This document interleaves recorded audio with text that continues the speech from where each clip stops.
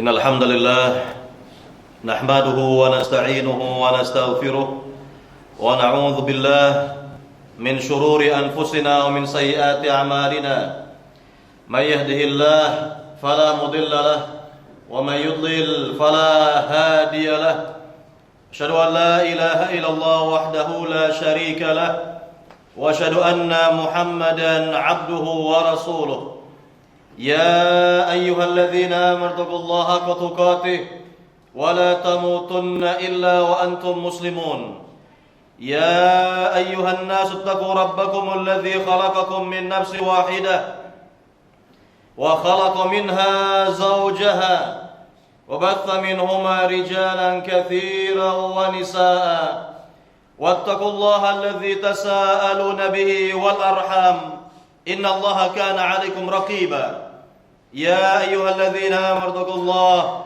وقولوا قولا سديدا يصلح لكم أعمالكم ويغفر لكم ذنوبكم ومن يطع الله ورسوله فقد فاز فوزا عظيما. ما بعد فإن أصدق الحديث كتاب الله وخير الهدي هدي محمد صلى الله عليه وسلم وشر الأمور محدثاتها وكل محدثة بدعة وكل بدعة ضلالة وكل ضلالة في النار. Para jamaah sidang salat Jumat yang dimuliakan Allah Subhanahu wa taala. Rasulullah sallallahu alaihi wasallam suatu hari memerintahkan kepada para sahabatnya agar mereka berlindung kepada Allah dari siksa kubur. Nabi sallallahu alaihi wasallam bersabda kepada para sahabat dalam hadis Muslim, kata Nabi kepada para sahabatnya, ta'awwadhu billahi min adzabil qabri. Ta'awwadhu billah, mintalah kepada Allah Subhanahu wa taala perlindungan agar Allah melindungi kalian dari siksa kubur, dari azab kubur, kata Nabi. Maka para sahabat semua mengatakan, na'udzu billahi min adzabil qabri. Kami berlindung kepada Allah Subhanahu wa taala dari siksa kubur, dari azab kubur. Para jamaah yang dimuliakan Allah Subhanahu wa taala, dalam hadis yang lain, suatu ketika seorang wanita Yahudi berkata kepada Aisyah, istri Nabi yang mulia radhiyallahu taala anha, kata wanita Yahudi ini, aku melindungi engkau, yakni aku meminta kepada Allah agar Allah melindungi dirimu dari azab kubur, dari azab kubur. Maka Aisyah radhiyallahu taala anha bertanya kepada Nabi sallallahu alaihi wasallam. Aisyah berkata kepada Nabi, azabul qabri, wahai Rasul, apakah benar tentang azab kubur? Kata Nabi, na'am, azabul qabri, iya benar, bahwa azab kubur benar, hak. Dalam riwayat yang lain, azabul qabri haqqun, bahwa azab kubur itu benar adanya, kata Nabi sallallahu alaihi wasallam. Maka Aisyah berkomentar, tidaklah aku melihat Rasulullah sallallahu alaihi wasallam setelah itu, melainkan beliau selalu meminta perlindungan kepada Allah Subhanahu wa taala dari siksa kubur, dari azab kubur.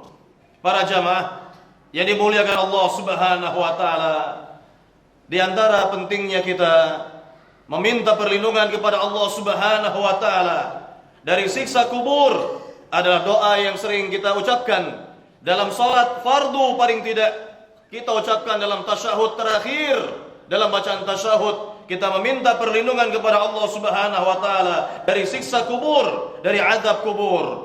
Allahumma inni a'udzubika min adzabi jahannam wa min adzabil qabri wa min fitnatil mahya wal mamat wa min fitnatil syarr wa min syarri fitnatil masiihid dajjal. Ya Allah, aku berlindung kepada Engkau dari siksa neraka jahannam, dari azab kubur, dari fitnah kehidupan dan kematian, dan dari fitnah dajjal. Inilah yang sering kita ucapkan dalam doa tasyahud minimal 5 kali, kita meminta perlindungan kepada Allah Subhanahu wa taala dari siksa kubur, dari azab kubur. Para jamaah yang dimuliakan Allah Subhanahu wa taala, telah diterangkan pada khutbah yang lalu tentang sebab-sebab seorang hamba mendapatkan siksa kubur, mendapatkan azab kubur. Maka pada khutbah kali ini khatib akan menjelaskan tentang al-munjiyat min azabil qabri, hal-hal yang dapat menyelamatkan seorang hamba dari siksa kubur dan fitnah kubur. Para jamaah yang dimuliakan Allah Subhanahu wa taala, yang pertama yang dapat menyelamatkan kita semua dari siksa kubur, dari azab kubur adalah al-isra' fi taubah, bersegera untuk bertaubat kepada Allah Subhanahu wa taala. Bertaubatlah kita kepada Allah Subhanahu wa taala dari seluruh dosa-dosa yang pernah kita lakukan berkaitan dengan haknya Rabbul Alamin. Ini yang paling utama, berkaitan dengan haknya Rabbul Alamin. Artinya, jika kita dahulu pernah berbuat syirik kepada Allah Subhanahu wa taala, segeralah bertaubat. Bertaubatlah kepada Allah Subhanahu wa taala dari seluruh perbuatan-perbuatan syirik, menyekutukan Allah Subhanahu wa taala, menodai haknya Rabbul Alamin. Allah Subhanahu wa taala Maha menerima taubat, Maha pengampun, dan hendaknya kita selalu memperbaharui taubat kita kepada Allah Subhanahu wa taala. Nabi yang mulia sallallahu alaihi wasallam yang sudah pasti dijamin masuk surga, Nabi yang mulia sallallahu alaihi wasallam yang telah diampuni dosa-dosa yang lalu dan yang akan datang, beliau selalu bertaubat, beristighfar, tanda beliau memberikan contoh kepada kita semua. Nabi SAW bersabda dalam sabdanya yang mulia, ayyuhan nas, wahai umatku, kata Nabi, tubu ilallahi taubatan nasuha, bertaubatlah kalian kepada Allah dengan sebenar-benar taubat. Fa inni atubu ilallah fil yawmi mi'ata marrah, karena saya bertaubat, beristighfar kepada Allah dalam sehari tidak kurang dari 100 kali, kata Nabi sallallahu alaihi wasallam. Inilah contoh terbaik bagi kita, itu Nabi Muhammad sallallahu alaihi wasallam yang diutus ke dunia ini untuk dicontoh, ditiru oleh umat Islam. Allah berfirman dalam surat Al-Ahzab ayat 21, laqad kana lakum fi rasulillahi uswatun hasanah. Laqad kana lakum, sungguh telah terdapat bagi diri kalian, sungguh telah terdapat untuk kalian pada diri Rasul uswatun hasanah, contoh yang terbaik, kata Allah Subhanahu wa taala. Para jamaah yang dimuliakan Allah Subhanahu wa taala, maka segeralah kita bertaubat kepada Allah Subhanahu wa taala. Jika kita dahulu berbuat syirik, jika kita dahulu pernah berbuat bid'ah dalam agama ini, bahkan kita yang mengajak manusia, masyarakat untuk berbuat bid'ah dan kesyirikan, maka segeralah bertaubat. Bertaubatlah kepada Allah Subhanahu wa taala dari seluruh perbuatan dosa dan maksiat yang pernah kita kerjakan. Semoga kita di alam kubur mendapatkan nikmat-nikmat kubur, kebaikan-kebaikan di alam kubur, dan tidak mendapatkan azabul qabri, azab kubur atau siksa kubur. Amin ya rabbal alamin. Para jamaah yang dimuliakan Allah Subhanahu wa taala, inilah yang pertama yang dapat menyelamatkan kita dari siksa kubur, dari azab kubur. Kemudian yang kedua yang dapat menyelamatkan kita dari siksa kubur, dari azab kubur adalah yakni adaul huquq, memberikan hak-hak manusia dengan baik, melaksanakan hak-hak dengan baik. Tentu yang pertama kali adalah haknya Rabbul Alamin atas diri kita semuanya. Haknya Allah Subhanahu wa taala adalah yaitu diibadahi dengan benar dan tidak disekutukan dengan apapun juga. Inilah haknya Rabbul Alamin, haknya Allah Subhanahu wa taala. Kemudian yang kedua adalah haknya Rasulullah, haknya Nabi Muhammad sallallahu alaihi wasallam, yaitu ditiru, dicontoh, diikuti sunnah-sunnah beliau, petunjuk-petunjuk beliau dalam beragama dari A sampai Z.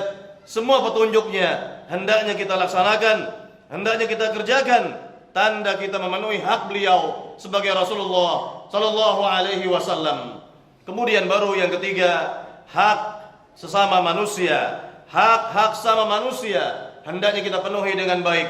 Nabi yang mulia sallallahu alaihi wasallam suatu ketika bertanya kepada para sahabatnya, "Atadruna manil muflis?" Wahai para sahabatku, tahukah kalian siapa orang yang bangkrut itu? Para sahabat yang belum faham apa yang diinginkan oleh Rasul, mereka hanya menjawab, "Al-muflisu fina ma la dirham lahu wala mata'." Man la dirham lahu wala mata'. Orang yang bangkrut di antara kami adalah, kata mereka, yang tidak punya uang, tidak punya barang. Itulah orang yang bangkrut, kata para sahabat.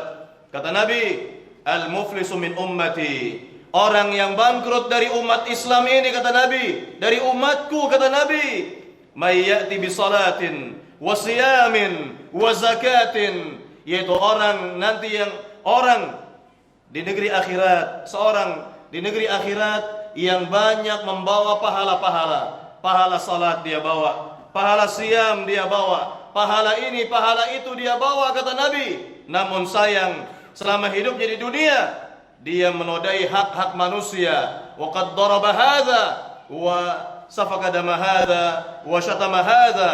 Selama hidup di dunia, dia mencela si A, memukul si B, menumpahkan darah si C, dan seterusnya. Maka cara Rabbul Alamin, caranya Allah Subhanahu wa taala mengadili si hamba ini adalah dengan cara memberikan pahala-pahala yang dibawa oleh si hamba ini kepada pihak-pihak yang terzalimi.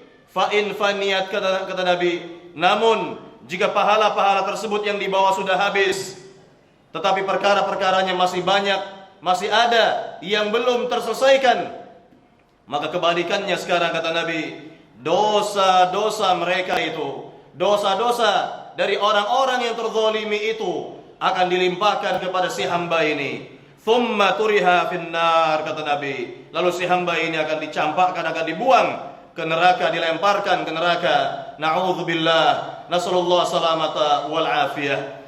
Para jamaah yang dimuliakan Allah Subhanahu wa taala, janganlah kita memiliki sangkut paut dengan manusia dalam muamalah kepada manusia. Hendaknya kita memberikan hak-hak manusia dengan baik, dengan baik. Contohnya Rasulullah sallallahu alaihi wasallam, Nabi Muhammad sallallahu alaihi wasallam tatkala melihat salah satu jenazah yang ada ketika itu, jenazah dari sahabatnya yang masih memiliki hutang. Hutangnya sedikit sebenarnya, hanya 2 dirham. Jenazah ini memiliki hutang kepada orang, maka Nabi yang mulia sallallahu alaihi wasallam tidak mau mensolatkan jenazah sahabatnya ini. Namun ketika ada sahabat lain yang mau membayarkan hutang jenazah ini, barulah Rasulullah sallallahu alaihi wasallam mau mensolatkan jenazah sahabatnya ini. Lihatlah, hutangnya kecil, namun tidak dianggap remeh oleh Rasulullah sallallahu alaihi wasallam, dan Rasul ingin memberikan pelajaran bagi umat Islam bahwa yang seperti ini adalah menodai hak manusia. Para jamaah yang dimuliakan Allah Subhanahu wa taala, inilah perbuatan yang kedua, yang dapat menyelamatkan kita dari azab kubur, dari siksa kubur, yaitu menunaikan hak-hak manusia dengan baik, bermuamalah kepada manusia dengan baik sebagaimana muamalahnya Rasulullah sallallahu alaihi wasallam, sebagaimana muamalahnya para sahabat Nabi radhiyallahu taala anhum ajma'in. Marilah kita berdoa kepada Allah Subhanahu wa taala agar Allah Subhanahu wa taala memberikan hidayah taufik kepada hati kita, memberikan kebaikan-kebaikan kepada hati kita untuk selalu dan terus-menerus bertaubat dan beristighfar kepada Allah Subhanahu wa taala, kemudian menunaikan hak-hak manusia dengan baik, bermuamalah kepada orang dengan baik, agar kita semua diselamatkan oleh Allah dari siksa kubur, dari azab kubur. Amin ya rabbal alamin.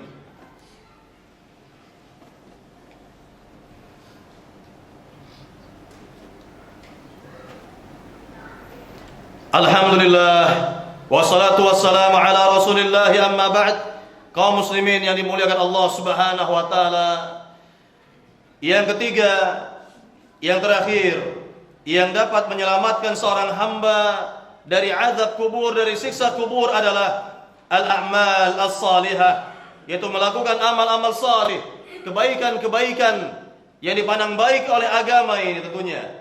Yani seluruh amal-amal salih dari bertauhid kepada Allah Subhanahu wa taala, mengikuti manhaj salafus salih, metode para sahabat dalam beragama, mencontoh sunnah Nabi yang mulia sallallahu alaihi wasallam, mengerjakan rukun Islam, menunaikan rukun Islam yang 5 dan seterusnya dari amal-amal salih, maka semuanya itu dapat menyelamatkan seorang hamba dari siksa kubur, dari azab kubur. Para jamaah yang dimuliakan Allah Subhanahu wa taala, marilah kita berdoa kepada Allah Subhanahu wa taala sekali lagi agar kita diselamatkan oleh Allah Subhanahu wa taala dari siksa kubur, dari azab kubur, dan dari siksa di negeri akhirat. Amin ya rabbal alamin. Barakallahu li wa lakum fil Qur'anil azim wa nafa'ani wa iyyakum bima fihi minal ayati wadh-dhikril hakim. Allahumma minkum inna wasami'un alim. Allahumma shalli ala Muhammad wa ala ali Muhammad kama shallaita ala Ibrahim wa ala ali Ibrahim